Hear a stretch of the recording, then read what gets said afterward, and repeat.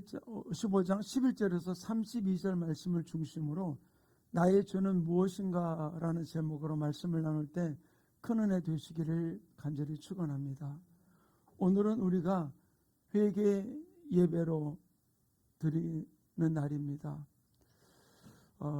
이 회개 예배를 준비하면서 계속 기도로 어떤 말씀을 전할까, 지난주에 말씀을 나누면서 레위기 말씀을 가지고 또 말씀을 함께 나누면서 계속해서 우리가 1년에 한 번씩 드려야 될 이 예배 영원토록 지키라는 규례를 가지고서 우리가 이 예배를 지금 17, 8년째 드리고 있습니다. 근데 오늘 말씀을 준비하면서 계속 제게 주었던 이 본문이 오늘 말씀이에요. 탕자의 비유라고 지칭되어 있는 두 아들의 비유, 어떤 면에 회개 예배와는 조금 안 맞는 그런 부분들의 말씀인데 계속 제 마음에 이 말씀을 주셔서 이 말씀을 묵상하는 가운데 하나님 이 말씀을 통해서 어떤 윤리적인 죄, 도덕적인 죄가 아니라 진정 하나님 앞에 내 죄가 무엇인지에 대한 부분들을 진솔하게 바라보기를 원하는 그런 것을 깨닫게 되었어요. 분명히 예수님은 비유라고 이야기를 하면서 이 말씀을 하십니다. 이 비유는 우리가 너무나 잘 알고 있는 한 아버지에게 두 아들이 있었는데 둘째가 아버지에게 이야기를 합니다. 아버지 재산 중에서 내게 돌아올 분깃을 내게 주세요. 만약에 여러분의 자녀가 여러분에게 찾아와서 내 분깃 먼저 좀 나눠달라고 이야기하면 여러분은 어떻게 하시겠어요? 뭐라고 하시겠어요? 일부 예배를 들으면서 질문을 했더니 그러더라고요. 그래, 어디 쓸 건지 항목별로 명확하게 가져와라. 그러면 그러더라고요. 예, 그렇죠. 그렇게 할 수도 있겠죠. 그런데 당시 중동 사람에게서는 이 말의 뉘앙스는 어떤 의미일까요? 아버지 재산 중에 내게 돌아올 분깃 먼저 주세요 라고 이야기할 때 중동 사람이 받아들이는 것은 어떤 의미일까요? 아버지 빨리 죽으세요. 왜? 그래서 내가 내 소유를 얻을 수 있으니까. 근데 이 아버지는 그 아들의 이야기를 듣고 재산을 나눠줍니다. 근데 더 기가 막힌 일이 벌어졌어요.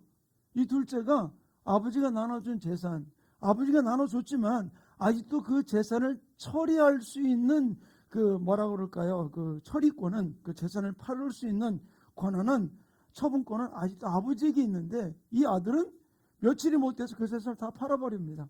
그리고 현금을 딱 쥐고 떠나요. 이 말은 어떤 면에서는 이제 나는 아버지에게 아버지 돈만 필요해요. 내가 얻을 것 얻었으니까 이제는 아버지 그 권한에서, 아버지 그 눈길 속에서, 아버지 어떤 그런 책망 속에서 난 살고 싶지 않고 이제는 내가 살고 싶은 대로 살겠습니다.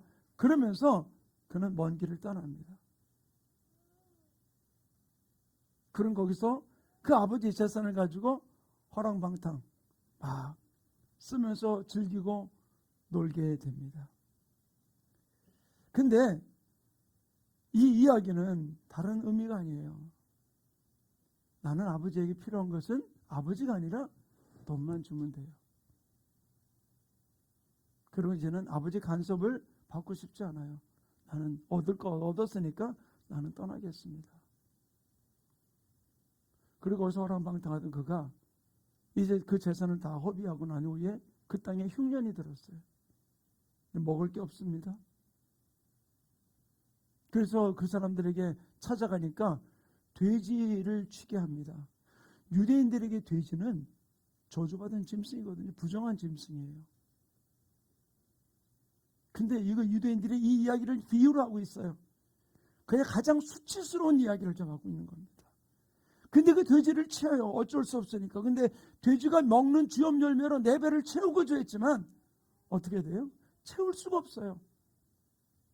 근데 이 아들이 그렇게 배고픔 속에 있다가 이렇게 생각을 합니다. 우리 17절 말씀 우리 한번 같이 읽겠습니다. 10절 시작. 이에 스스로 돌이켜 이르되 내 아버지에게는 양식이 풍족한 품꾼이 얼마나 많은가. 나는 여기서 줄여 죽는구나. 자, 여기 한번 가만히 보세요. 이 구절 뭐라고 이야기합니까?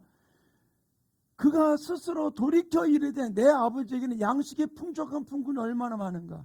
자, 기존 많은 분들이, 저도 그런 생각을 갖고 있었습니다만은, 이것이 이 둘째 아들이 회개한 거라고 생각을 했어요.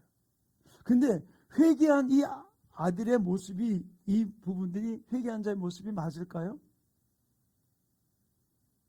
이 아들이 먼저 생각한 일, 내가 잘못했다면 먼저 어떻게 해야 돼요? 아버지, 내가 잘못했습니다. 아버지, 용서를 구합니다. 라고 이야기해야 되는데, 이 아들이 자기 배고픔 앞에 먼저 뭐를 생각합니까? 내 아버지 집에는 돈이 있으니까 그 종들도 풍성하게 먹는데 어려움이 전혀 없다.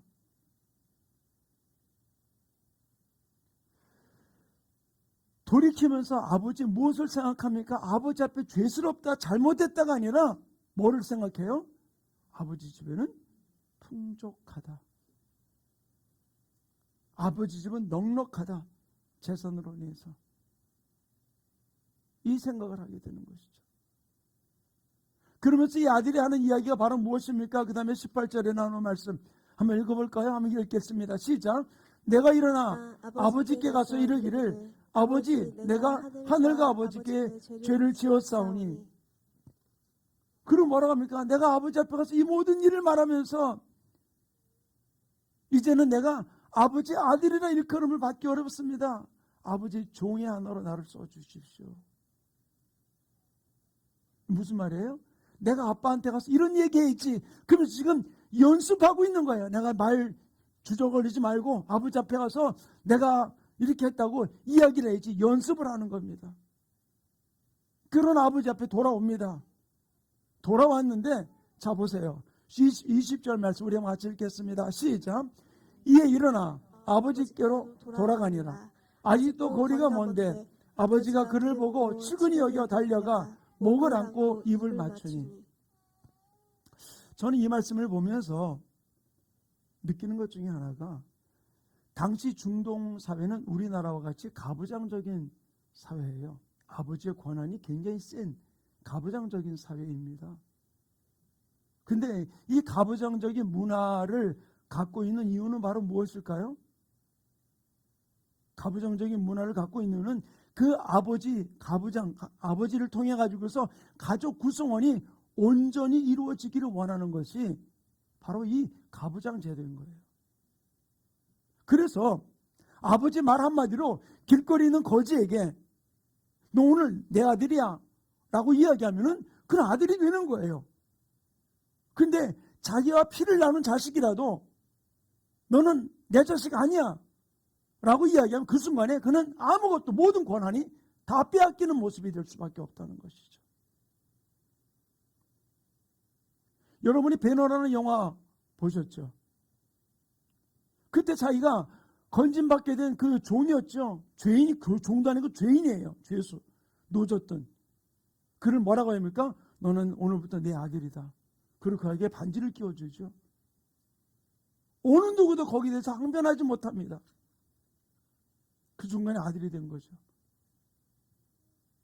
이게 바로 가부장적인 아버지 권위는 대단한 겁니다. 그런데 이 아버지의 권위가 이런데도 불구하고 어떤 면에서 이 아버지는 경고망동한 행동을 취하는 거죠. 아들이 오는 건 상가고 먼데 쫓아가가지고 다 그 아들을 안습니다. 이거는 어떤 면에서 보면 중동 사회 속에서는 있을 수 없는 일이죠.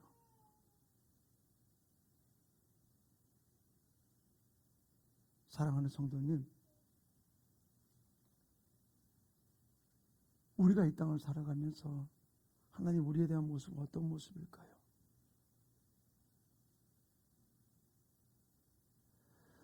근데 그 아들이 연습한 대로 아버지에게 이야기를 합니다. 아버지, 내가 하나님과 아버지께, 하늘과 아버지께 죄를 지었습니다. 종이 하나로 막 주절주절 떠듭니다. 근데 아버지는 전혀 아들이 하는 이야기에 관심을 기울이지 않아요. 관심을 기울이지 아니하고 뭐라고 이야기를 합니까? 22절 우리 한번 같이 읽겠습니다. 시작. 아버지는 종들에게 이르되 제일 좋은 옷을 내어다가 입히고 손에 가락지를 끼우고 발에 신을 신기라. 옷을 입히라는 얘기는 신분을 회복하는 거예요. 그리고 가락지를 끼우라는 말은 무슨 말입니까? 당시 가락지는 그 아버지의 도장과 같은 거거든요. 그 권위를 모든 권리를 회복시켜 주는 거예요. 그리고 당시 종은 신발을 신지 않아요. 근데 주인의 아들은 신발을 신습니다. 근데 신을 신기라고 이야기한 것이죠. 그런 그 모든 것들을 회복합니다. 그리고 또다시 나가서 손을 잡아가지고서 잔치를 베풉니다. 그러면서 이는 죽었다가 살아난 아들이다. 내가 잃었다 다시 얻은 아들이다라고 이야기하면서 그 아들을 기쁨으로 환영합니다. 그런데 이 풍악 소리를 듣고 큰아들이 들에서 일하다가 돌아봐 보니까 이 소리를 들으면서 종을 불러냅니다. 뭔 일이냐?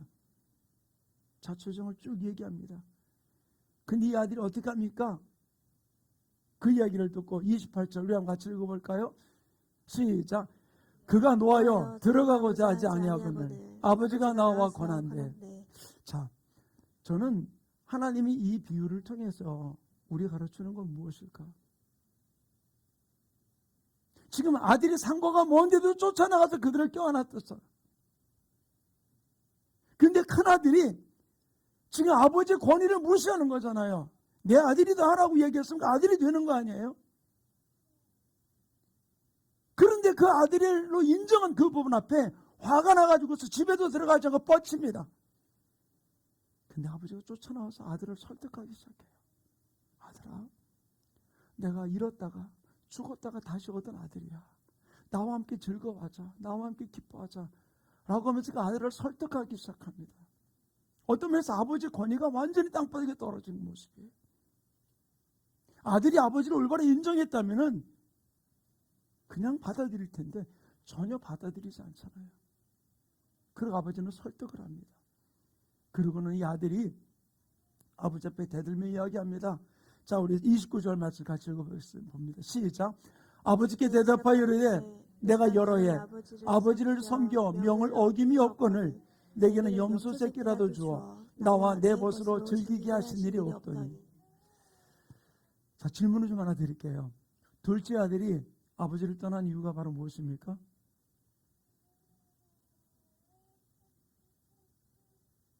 둘째 아들이 떠난 이유가 무엇일까요? 아버지의 그 감시와 자기 나름대로 그 압박 속에서 그는 벗어나서 친구들과 마음껏 놀고 싶은 거예요. 친구들과 마음껏 즐기고 싶은 거였죠. 근데 큰아들은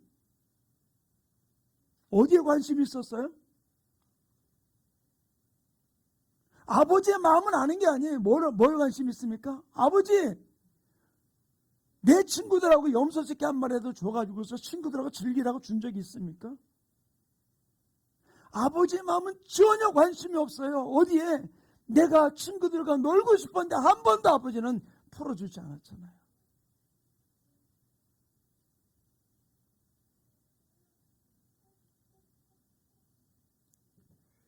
어떤 면에서 예수님께서 이 비유의 사건은 당시 유대인들에게는 이해가 안 되는 뭐 이런 얘기를 비유라고 이야기를 해 라고 하는 이야기였었어요. 근데 이 비유의 핵심은 바로 무엇일까요? 다른 것 아니에요. 예수님의 하나님의 우리를 향하신 제한 없는 사랑을 이야기해 주고 있어요. 내가 이만큼 어떤 것도 제한받지 아니하고 내 권위가 떨어진다 할지라도 내가 너를 사랑한다고 이야기하는, 이만큼 너를 제한 없이 사랑하는 이 부분들을 언급하고 있는 것이죠. 사랑하는 성도님, 우리가 하나님을 어떤 분이라고 이야기합니까? 여러분의 하나님 어떤 분이세요? 요한일서 4장 16절은 하나님에 대해서 이렇게 언급합니다. 함께 읽겠습니다. 시작.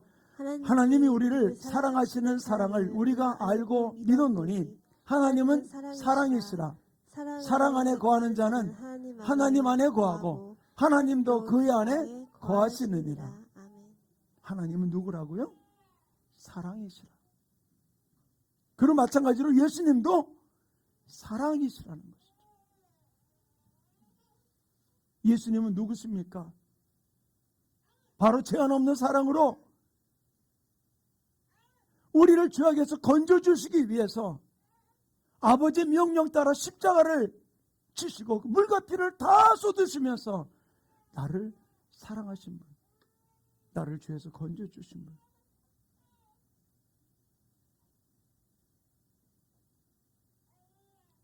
오늘 이 말씀을 보면서 선한 사마리아의 비유가 떠올랐었어요. 선한 사마리아인의 비유는 예수님께 바리새인이 묻습니다. 우리의 이웃은 누구입니까? 라고 말할 때 예수님 쭉 이야기를 하죠. 예루살렘에서 여리고로 한 사람이 내려가다가 강도를 만나서 돈 다 뺏기고 실컷 두드려 맞고 옷이 다 벗겨진 상태죠.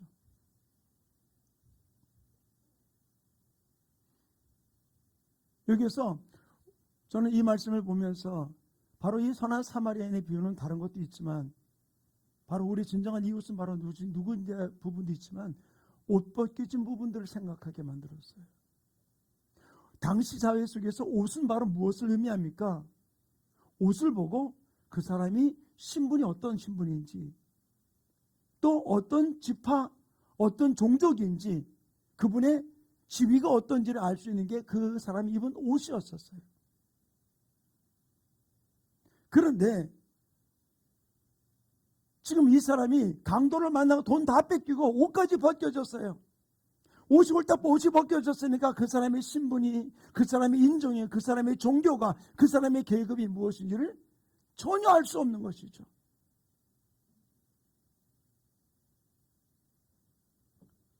근데 그때 그 비유 속에서 그 매맞아 쓰러져 있는 그 사람을 유대인이 지나가고 제사장이 지나갑니다. 근데 그 사람을 외면하고 지나갑니다. 왜? 그 사람이 누군지 몰랐기 때문에. 그 사람이 누군지 몰랐기 때문에. 그런데 사마리아 사람이 지나갑니다. 사마리아 사람이 지나가면서 그 사람에게 나귀에서 내려서 자기가 가지고 있는 곳으로 그를 씻기고 그를 자기 나귀에 태워가지고 주막으로 데리고 갑니다. 사마리아 사람은 당시 경멸의 대상이었었어요. 사람 취급도 안 했던 것이 사마리아 사람입니다. 그런데 이 사마리아 사람이 그를 불쌍히 여기는 마음을 가지고서 그를 돌보아 주게 된 것이죠. 이 사람이 누굽니까? 이 매맞아 가지고 지금 옷이 벗겨진 이 사람은 누구입니까? 저는 이 말씀을 보면서 유대인이나 제사장은 이 사람이 누구인지 몰랐기 때문에 지나갔어요. 자기와 같은 유대인인지 자기와 같은 제사장인지 자기와 같은 어떤 신분을 가진 사람인지를 모르고 그냥 지나갔어요. 오, 저 사람 옷 벗겨졌네. 강도 만났네. 그런데 이 사마리아 사람에게는 옷 벗겨진 이 사람이 누구인지를 알았어요. 어떤 사람이었습니까? 이 사람에게 지금 내 도움이 필요한 사람이다. 내 사랑이 필요한 사람이라는 거예요.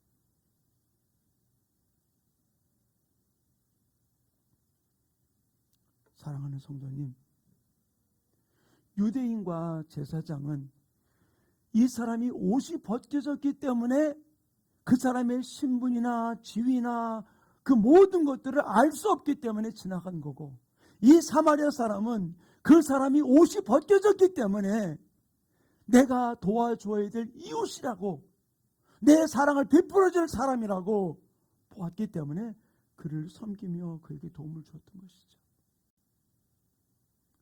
사랑하는 성도님, 하나님은 나에게 어떤 분이십니까? 예수님은 나에게 어떤 분이십니까?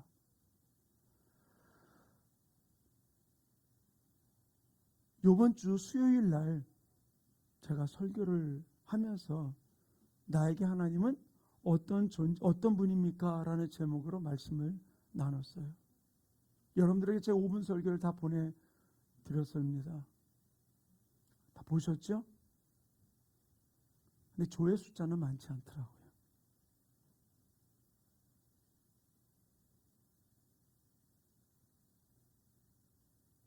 제가 그 설교에서 나에게 하나님은 어떤 분이신가?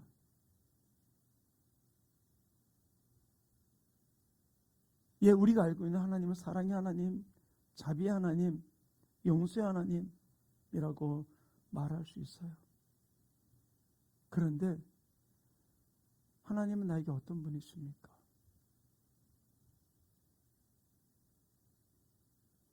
둘째 아들같이, 또 첫째 아들같이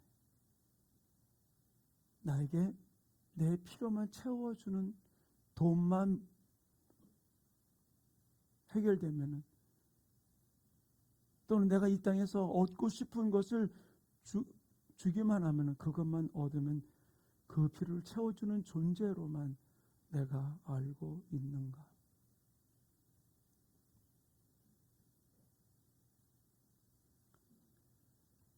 바로 우리 여기서 알아야 될 일이, 둘째 아들도 큰 아들도 또는 강도 만난 자도 다 하나님의 사랑이 필요한 자들이라는 거예요.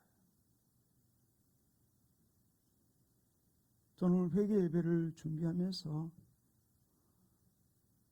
왜 대한민국을 위하여, 또 교회를, 우리 충만교회를 위하여, 우리 가정과 가문을 위하여, 또 내 자신과 자녀를 위하여 회개하자고 말씀을 드렸던 이유가, 먼저 맨 처음에는 하나님에 대해서 부분을 언급했습니다마는, 이 부분을 언급한 이유는 하나님의 나를 향해서 베풀어주는 사랑을 내가 얼마나 느끼고 있냐는 거예요.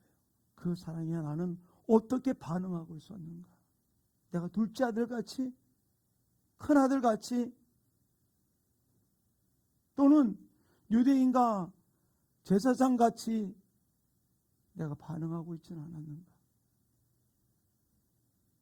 나하고 학연, 지련, 혈연이 연결되니까 그 사람이 불쌍히 여기고, 그 사람이 신분이 어떤 거 전혀 생각하지 않고 내가 돕는 그런 자로 내가 나아가고 있었던가?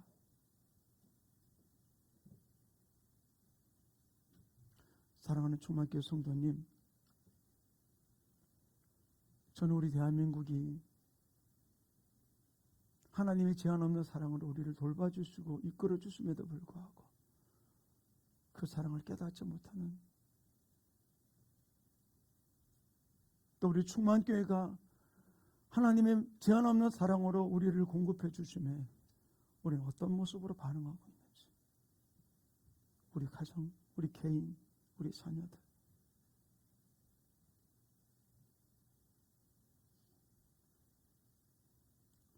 하나님은 우리 대한민국을 쓰기 원하세요. 아멘. 우리 충만교회를 쓰기 원하십니다. 여러분들의 가정과 가문을 쓰기 원하십니다. 우리 자녀들을 쓰기를 원하세요. 근데 저는 오늘 이 회개 예배를 드리면서 어떤 윤리적이고 도덕적인 죄의 부분을 논하자고 이야기하는 것이 아니에요.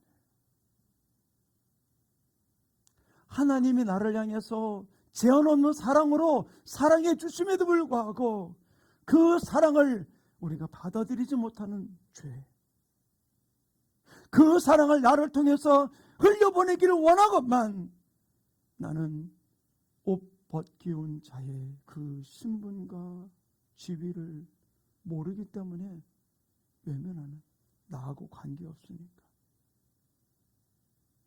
우리나라의 마녀는 학연, 지연, 혈연에 의해서 도와주려고 하는 이 부분들, 이것이 바로 죄임을 이야기를 해주고 있다는 것이에요. 저는 우리 교회, 충만교회가, 우리 성도들이 이 회개예배를 기점으로 2023년을 준비하면서 이제는 성령의 파도를 타고 나가기 위하여 진실로 이제는 내가 하나님의 사랑을 제한 없이 받아들이고 이 제한 없이 받은 이 사랑을 내가 또한 제한 없이 나를 통로로 해서 우리가 흘려보내는 이 일에 쓰임받을 수 있는 우리 교회와 우리 지체들 되기를 간절히 축원합니다. 그래서 이 일을 내 스스로가 가로막았다면, 내 스스로가 제한했다면 이것이 바로 우리가 죄임을 고백하고 주 앞에 설 수 있는 모습들이 이루어지기 원합니다. 우리 조용하게 머리 숙이시면서 함께 기도하는 시간을 좀 갖기를 원해요. 오늘 말씀을 들으면서 여러분 안에서 어떤 도덕적인 죄, 윤리적인 죄가 아니라 하나님과 나와의 관계 속에서 하나님의 그 제한 없는 사랑으로 나를 사랑해 주시건만 그 사랑 앞에 나는 어떻게 반응했는지, 또 나를 통해 흘려보내길 원했건만 나는 그 사랑을 옷 벗겨서 나하고는 관계가 없다고, 나하고는 연관이 없다고, 나하고는 서로가 만난 부분들이 없다는 식으로 외면했던 그 부분들, 주님은 그거를 회개하기를 원하고 있는 이 모습, 이 말씀 앞에 하나님, 내가 진솔하게 나가기 원합니다. 이 죄를 회개하고 주님 앞에 아름다운 모습으로 성령의 파도를 타는 우리 하나님의 교회, 또 하나님의 사람들, 하나님의 가문 되기 원합니다. 오늘 그 말씀을 붙들고 이 시간 주여만 해주고 통성으로 기도합니다. 주여! 할렐루야. 아버지 하나님, 이 시간 이렇게 말씀을 좀 깨우쳐 주신 아버지 하나님, 성령 온전히 붙들어 주셔서 나의 죄가 무엇인지, 하나님 윤리적인 도덕적인 죄가 죄만이 아니라 진실로 하나님의 나를 사랑하심에도 불구하고 하나님은 사랑이시라 말씀하시며 아버지 제한 없는 사랑으로 나를 당신의 독생자 위아들을 이 땅에 보내주시는 그 사랑으로 아버지 명령을 따라 당신 십자가에서 아버지 없으신 그분이 물과 피를 다 쏟으시면서 우리의 죄를 위하여서 대신 주신 그 제한 없는 사랑을 내가 받아들이지 못하고 아버지 엉뚱한 방향으로 하나님을, 엉뚱한 방향으로 예수님을, 성령님을 생각하며 내 욕구만 채우려고 했던, 내 이득만을 취하려고 했던 부분들이 있다면 하나님 주님 앞에 회개합니다. 용서해 주시고 진실로 나의 죄가 무엇인지를 올바로 알으면서 아버지 벌거벗었기에, 옷을 벗었기에 아버지는 외면하는 자가 아니라 나하고 아무 관계없다 할지라도 아버지 하나님 내 도움을 줘야 될, 사랑을 줘야 될 내 이웃임을 아버지 알면서 사랑의 손길을 먼저 펼칠 수 있는 하나님의 사람들에게, 우리 충만교회에게 성령님이 인도해 주시고 붙들어 주셔서 아버지 원하시는 모습을 달려가게 인도하여 주시옵소서. 가슴에다 손을 대고 함께 기도하기 원합니다. 하나님,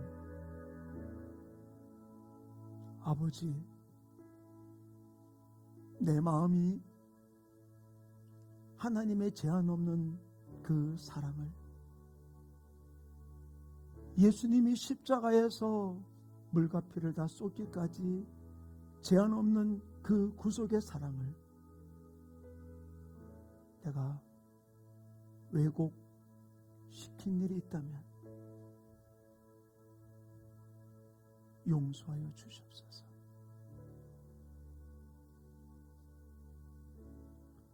하나님은 나의 신분, 나의 위치, 나의 계급, 나의 어떠함을 전혀 생각하지 아니하고 내가 사랑받아야 될 존재라는 사실을 알면서 십자가에서 물과 피를 쏟으시면서 베풀어 주신 그 사랑, 그것을 흘려 보내야 되는데 내 스스로가 이런 제한 저런 제한으로 가로막았던 것, 이것이 죄임을 고백하며 오늘 회개 예배를 통하여 이 모든 것들을 주님 십자가 앞에 내려놓았습니다. 이제 하나님의 제한 없는 사랑을 받은 자로서 그 제한 없는 사랑을 또한 베푸는 통로로 나아갈 수 있도록 우리 충만교회를 기름 부어주시고 우리 성도들의 가정과 가문을 또 자녀들을 기름 부어주셔서 성령의 파도를 타고 올라가는 우리 충만교회 되게, 우리 성도들 되게 축복해 주시옵소서. 하나님의 사랑을 여러 가지 환경 때문에 왜곡시키며 그 제한은 무제한적인 사랑을 왜곡하게 만들었던 도로 마귀 사탄 귀신아, 나사렛 예수 이름으로 주저하며 명하노니 우리 충만교회에서 우리 성도의 삶 속에서 떠나갈지어다. 성령님이 온전히 주장해 주시고 제한 없는 그 사랑을 받아서 제한 없이 베푸는 우리 충만교회와 우리 성도들에게 인도하여 주시옵소서. 감사함이 예수님의 이름으로 축복하며 기도하였습니다. 아멘.